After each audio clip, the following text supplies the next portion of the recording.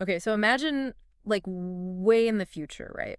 AI isn't just, making our grocery lists anymore. Right. It's making like big decisions. Yeah. Really big decisions. Like how should we as like a planet share resources? Yeah. Or like how do we actually solve climate change? And it's not even just about making AI safe at that point. It's got to be about making sure that its idea of good Right. is, aligned with ours, whatever that even means for like a non-human mind. Yeah. And that is AI alignment in a nutshell. And it gets kind of wild. It really does.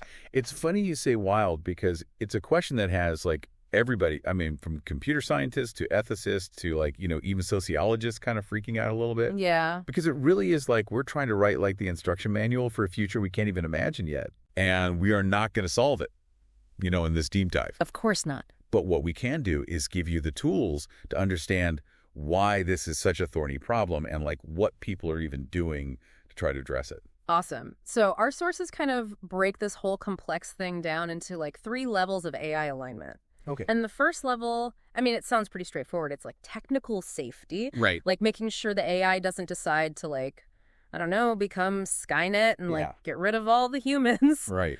But like even that is like way more complex than you might think at first. It totally is. It's like, look at it this way. We can build like the fastest train ever and make sure that its brakes are perfect and the tracks are flawless. That's technical safety. But like what happens if we don't actually think about where those tracks are laid? Yeah. Whose land we're cutting through or like what cargo that train is even carrying.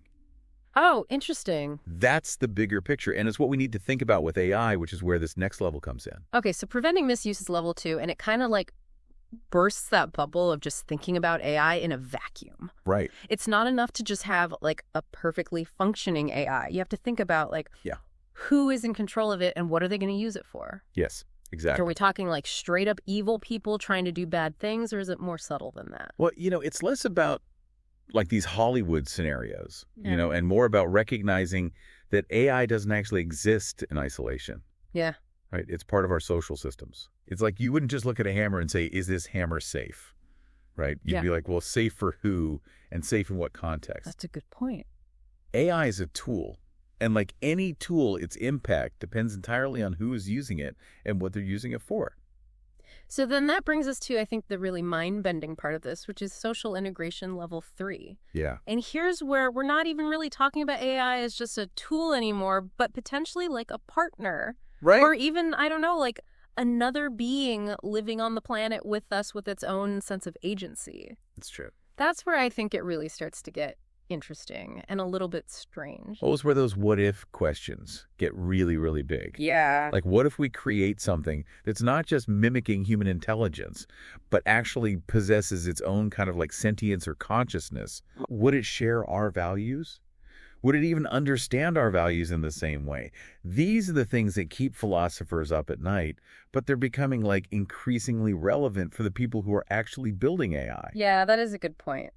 Okay, so we're talking about AI becoming like more than just lines of code, like a whole other intelligence practically. That's true. How do we even like begin to make sure that's aligned with human values? Right. It's not like we've all gotten together and agreed on like the rule book for being human. Exactly. And, a lot of the like traditional approaches to AI alignment, they kind of try to sidestep that by saying, well, we'll just like hard code these values, Oh, okay. like program and fairness, program and justice. But It seems like that would get really tricky. it does. It's like trying to teach someone a language by just giving them a dictionary, Right. right? Like here are all the words, but you figure out the grammar, you figure out the context. Exactly, yeah. And so much of human morality is about nuance. Right, yeah. It's about interpretation. It's about understanding, okay, well, what seems fair in this situation might be totally different in this other situation. Yeah. How do you even begin to program that kind of flexibility into AI? $1 million question. Yeah. Right. And that's why a lot of the sources we've been looking at are pointing to these kind of like newer, more dynamic approaches to alignment, like things like cooperative coexistence and constitutional AI. Okay, so let's start with cooperative coexistence. Are we talking about like literally making friends with a super intelligence? Well, it kind of sounds like something out of Star Trek, right? It does, yeah. But the idea, I think, is really, really fascinating. Like, what would it even take for humanity to peacefully coexist Right. with an AI that's reached like true AGI, artificial general intelligence, Okay. where it's not just mimicking us, it's actually thinking for itself. It maybe has its own goals, its own desires even. So then that brings up like a million other questions. Like, would an AGI even want the same things that humans want? Right. Like, would it place value on, creativity or connection or, these things that seem to be so important to us? Right. And our source material even questions whether an AI without our like biological needs or our evolutionary history would even experience emotions the way we do. Oh, wow. Would fear even make sense to an AI? What about joy?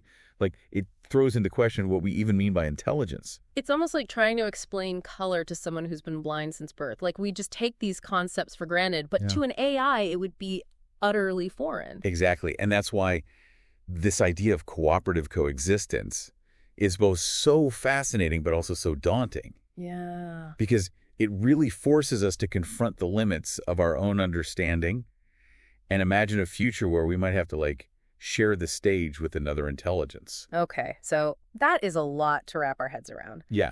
Let's maybe bring it back down to earth a little bit and talk about something a little more, like, concrete, at least for now, which is this idea of constitutional AI.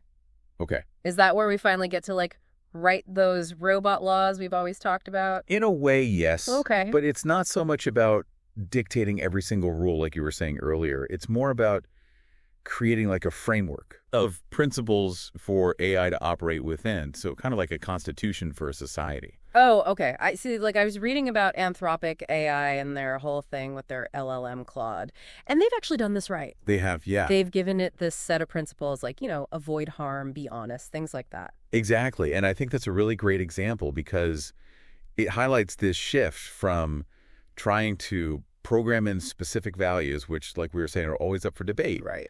To focusing on the process of decision-making itself. Interesting. Our source calls these like process norms. And it's a really interesting concept. Process norms. So instead of saying be fair, we would say something like always make sure that all stakeholders have been considered before you do anything. Exactly. You got it. It's kind of like, if you think about it, like building a fair justice system. Right. Right. You don't do that by like predetermining the outcome of every single case. Right. You do that by saying, okay, we need rules of evidence, we need a fair trial, we need all these things. Yeah. So it's about the how, not the what. Exactly. Yeah. You got it. The how of decision making rather than dictating the what. And this could help us sidestep a lot of these thornier issues of like, well, how do you even define fairness? Right. Especially when you're talking about something as potentially like complex as a super intelligent AI. Right, exactly. And that's, I think, the real beauty of this approach is by focusing on the process, you create a system that's more adaptable, it's more transparent, and hopefully it's less prone to bias. So this is all like incredibly exciting, but I'm also thinking like, how do we take these kind of abstract principles and turn them into something that works in the real world? Like, give me a scenario where this actually plays out. So we've got these like process norms, right? These guidelines for like how the AI should actually make a decision. Right. But how do we go from that to like AI actually doing stuff in the real world? Right. Give me a scenario. Like, how would this work? So our source actually paints this picture of what they call a well-constructed future. And it's a future where these process norms are like embedded in AI systems across like every sector you can imagine. Okay. And one of like the most, I think, important principles of this well-constructed future is this idea of like taking account of. Taking account of. Which basically means that the AI isn't just serving its like immediate user, right? It's considering like everybody who might be impacted by like the decisions it's making, the actions that it takes. So like instead of just having an AI that's like optimizing a traffic light system to get the cars through as fast as possible, right, it's also thinking about like the pedestrians and the bus schedules and like maybe even like the noise pollution for the people who live nearby. Exactly. Yeah. Like it's expanding that circle of consideration, right? Making sure that the AI isn't just optimizing for like one metric. Right. But it's actually thinking about the system as a whole. It's like we wouldn't want an AI city planner who was just designing the perfect grid of streets but forgot to put in parks or schools or hospitals. Exactly. Like you got to think about the bigger picture. The bigger picture, and that leads to, I think, another like really important principle here, which is this idea of like producing stakeholders. Producing stakeholders, what does that mean? So this one is, I think, a little bit more radical. Okay. Because it proposes that AI could actually help us identify and empower the voices that are often like overlooked in traditional decision-making processes. So it's not just that the AI is like listening to the stakeholders that are already there and like shouting the loudest. Right. It's actually helping us figure out like who should be at the table that maybe hasn't been invited before. Yeah.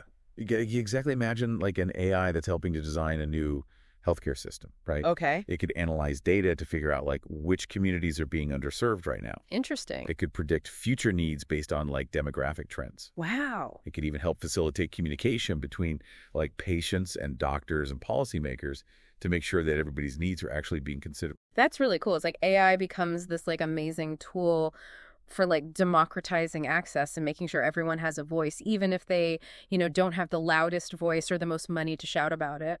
Exactly.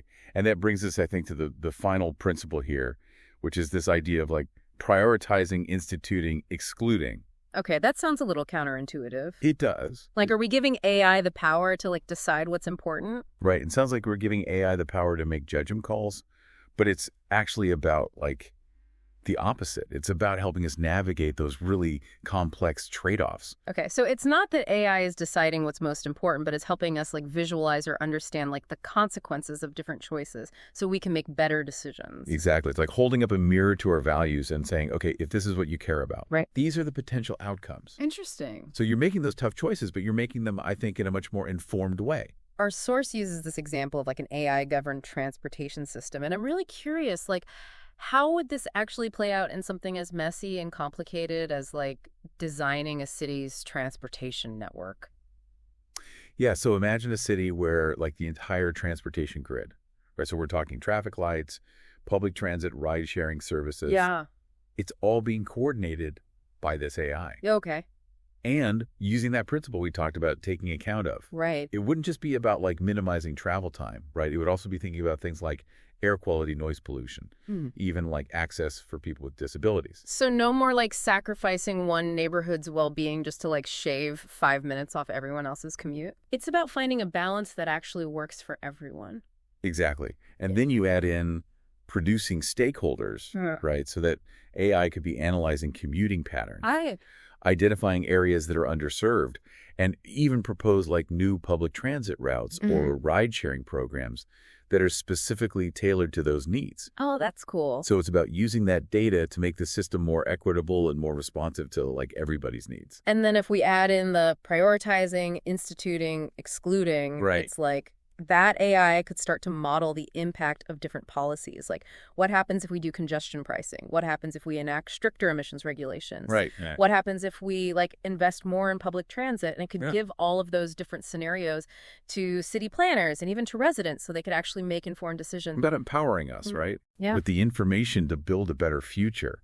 It's not about AI taking over. It's about AI as this like partner in helping us get to a better place.